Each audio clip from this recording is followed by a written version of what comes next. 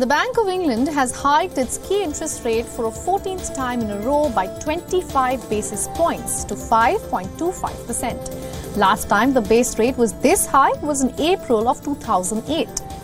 The move comes even as inflation remains at a worrying high. The rise in interest rates is decided by a 9-member body known as the Monetary Policy Committee. The bank added that policymakers will continue to monitor closely indications of persistent inflationary pressures.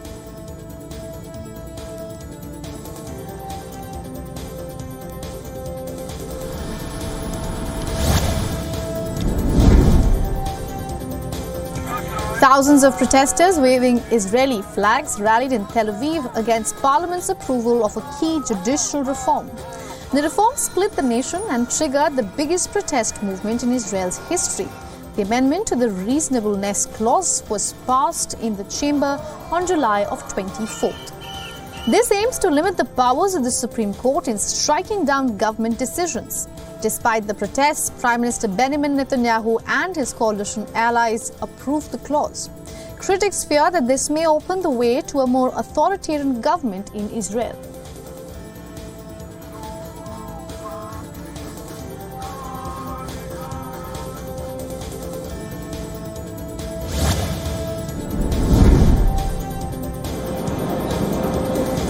Newly arrived migrants continue waiting outside New York City's Roosevelt Hotel for consecutive nights. The migrants hold on to hope for their chance at a space in the city's shelter system. City officials and activists alike have called the situation, quote-unquote, heartbreaking. The scene outside the hotel has underscored the bleak conditions. Mayor Eric Adams said that the city is out of room and has sought to dissuade more migrants from arriving. New York's Deputy Mayor for Health and Human Services has also called upon the federal government to aid the migrants.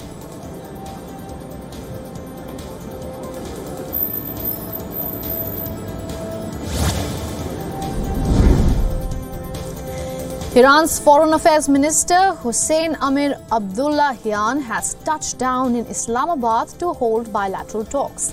He is expected to meet with his Pakistani counterpart Bilawal Bhutto Zardari today. The Iranian Foreign Minister will also speak to the Prime Minister of Pakistan, Shehbaz Sharif, about bilateral relations and exchange views on leadership. He will address the Speaker of the Pakistani National Assembly and the Chairperson of the Senate on ties between the two countries' parliaments.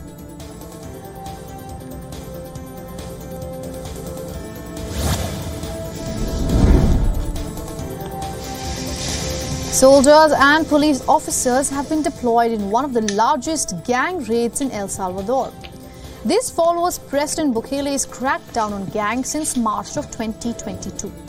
Police searched houses and stopped civilians to search them at various checkpoints. About 8,000 soldiers and police officers have been sent to comb the rural province of Cabanas for street gang members. The raid followed a weekend shooting attack on a police patrol vehicle that wounded at least 2 officers.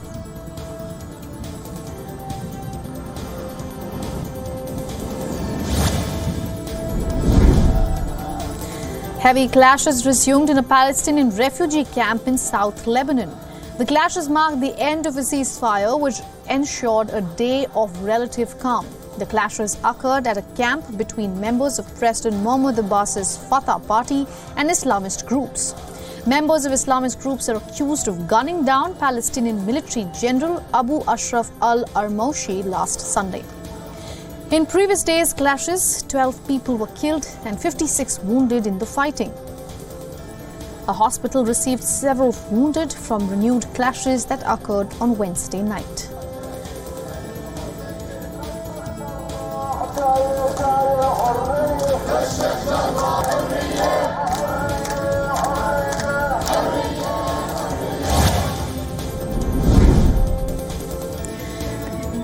Protests against police brutality have taken Brazil by a storm.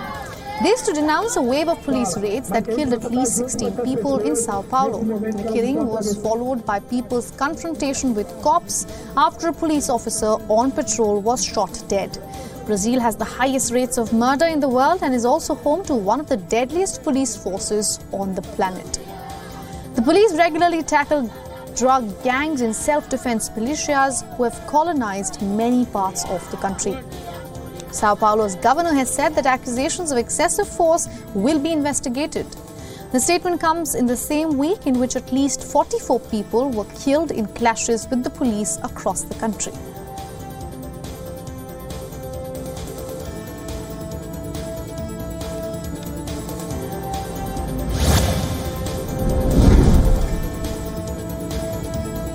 The US State Department has said that its embassy in Niger is open and they intend for it to remain open. The country is set to evacuate some staffers and families from its embassy in Niger after the recent military coup. The evacuation will be accomplished even though the mission will remain open, with senior leadership continuing their work. Niger is a key Western ally in the fight against Islamist insurgents.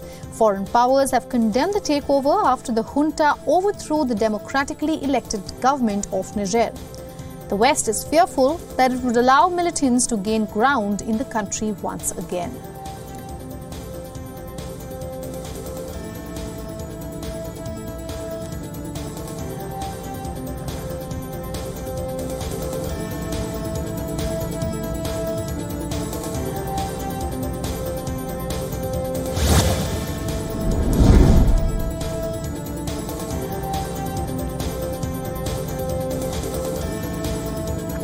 The self-declared new leader of Niger has said that the country is on a transitional path to democratic elections. This comes week after the junta ousted democratically elected President Mohamed Bazoum.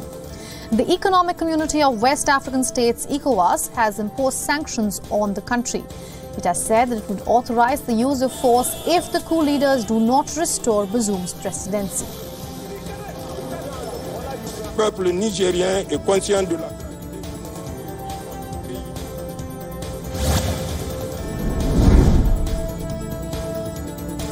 Greenpeace protesters draped the private home of British Prime Minister Rishi Sunak in black fabric.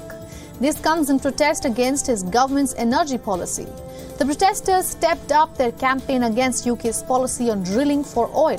At least 4 protesters covered Sunak's house in swathes of oily black fabric, while 2 others held banners that read, quote-unquote, Rishi Sunak, oil profits or our future.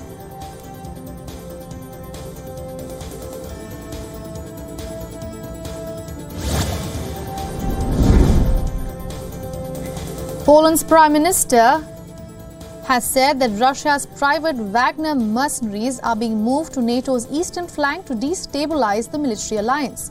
The statement came at a press conference of the Polish Prime Minister alongside Lithuanian President. Wagner soldiers have begun training with the Belarusian National Army. Now, this has prompted Poland to move more than 1,000 troops closer to the border. Poland also accused Belarus's military helicopters of violating its airspace.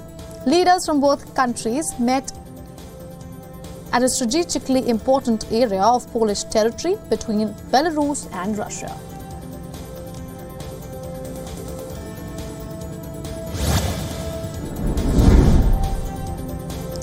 A diplomatic spat has broken out between Delhi and Berlin over the repatriation of a 2-year-old Indian child. 59 Indian parliamentarians belonging to 19 political parties have written to the German ambassador to India seeking the return of Arya Shah.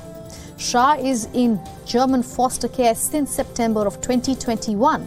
In a counter, the German government has claimed that during a pending court verdict, they tried to identify an Indian family to take care of the child. The parliamentarians asserted in their joint letter that India can well look after her own children.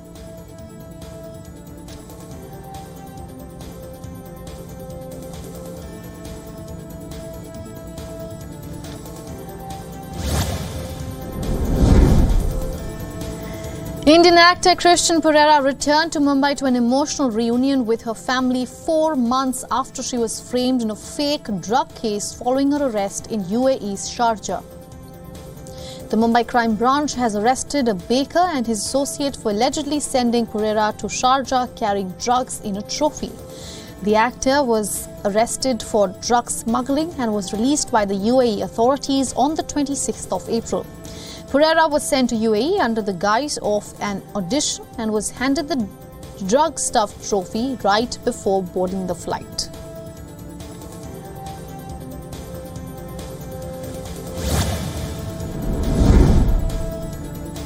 Israel's Supreme Court has begun hearing the first in a series of appeals against Prime Minister Benjamin Netanyahu's judicial overhaul. The overhaul has set off an unprecedented domestic crisis across Israel. Earlier, amendment to a basic law limits conditions under which a prime minister can be deemed unfit or incapacitated and removed from office. The appeals backed by Netanyahu's own Attorney General want that voided. The case is being heard by 3 justices and it pits the apex court against the parliament. Critics say that the judicial overhaul plan seeks to change the basic nature of Israel's democracy.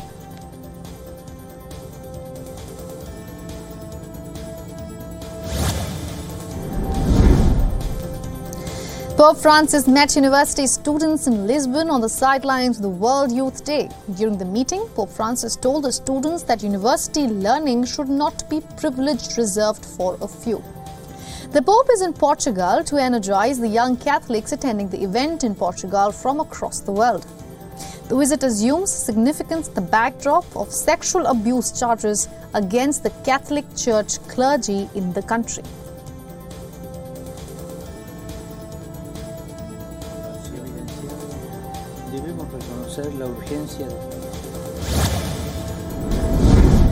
And some interesting news. A newly discovered whale found in Peru that lived nearly 40 million years ago could be the heaviest animal to have ever lived. Up until now, the modern blue whale has been considered the largest and heaviest animal ever. But the size of the newly found whale even beats all the giant dinosaurs of the distant past. An international team of researchers estimated that the animal had an average body mass of 180 tons. Now, this was found by extrapolating massive bones found in the Peruvian desert. The researchers estimate that the animal reached about 20 meters in length.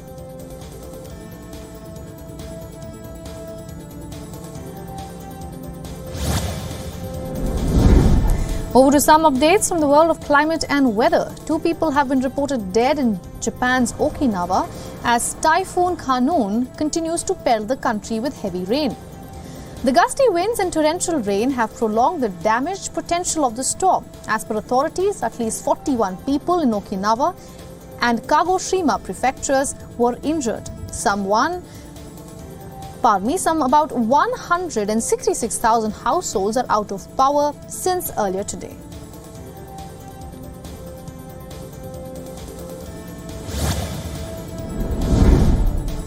And in some business news, in a significant move aimed at boosting local manufacturing, India has restricted the imports of laptops, tablets and personal computers with immediate effect. The government's notice on Thursday stated that imports of these electronic devices would only be allowed against a valid license for restricted imports. This decision comes as electronics imports in the country reached $19.7 billion in the last quarter, showing a year-on-year increase of 6.25%.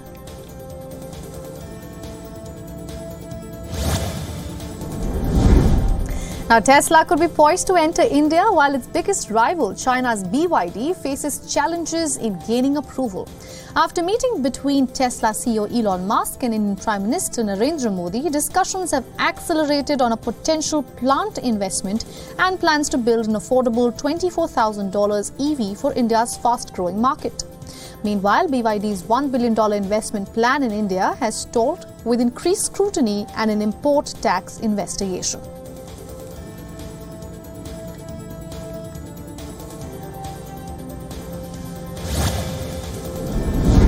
Now in India, the services sector has achieved a remarkable expansion, reaching its fastest pace in 13 long years, despite inflationary pressures. According to the latest survey, the India Services Purchasing Powers Index rose to 62.3 in July, confounding expectations and indicating strong demand. The sector's resilience has played a crucial role in fueling India's economy, contributing significantly to the overall GDP for the second fiscal quarter.